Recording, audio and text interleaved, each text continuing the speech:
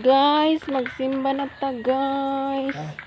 Ari na tayo dito mga kalangga kay Sunday man ko Ay, lang. ido sa baya. Pero ngayon, Maido ma. nandito kasi ako sa sa lugar namin sa Maido. Surigao. Ido So, magsimba kami. Ido. Simba kami. Simba kami. Dito, ito yung aking bahay pala. Yan, di ba?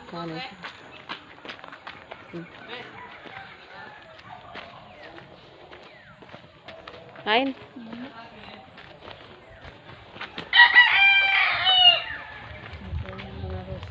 Mauna. Ng Rosie. Ito. Yung motor ko ng Rosie. Dari sa tamo. Ang balay sa hang igsuon tapad sa simbahan nga among simbahan. Heidi. Tanaw si Daddy.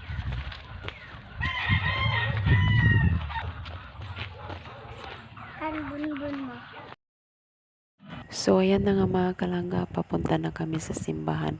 Dito kasi, nang malinis kasi walang mga damo. Doon sa dinadaanan namin, marami na kasing mga damo dito mga kalangga kasi parang hindi na yata nila tinatanggalan. Kaya parang titingnan mo, para na siyang, para ng bukid.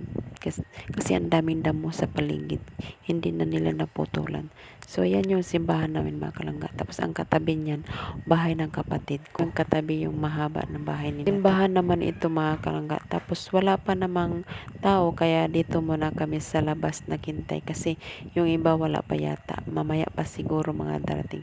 So hanggang dito na lang mga kalangga. Thanks for watching. Bye bye.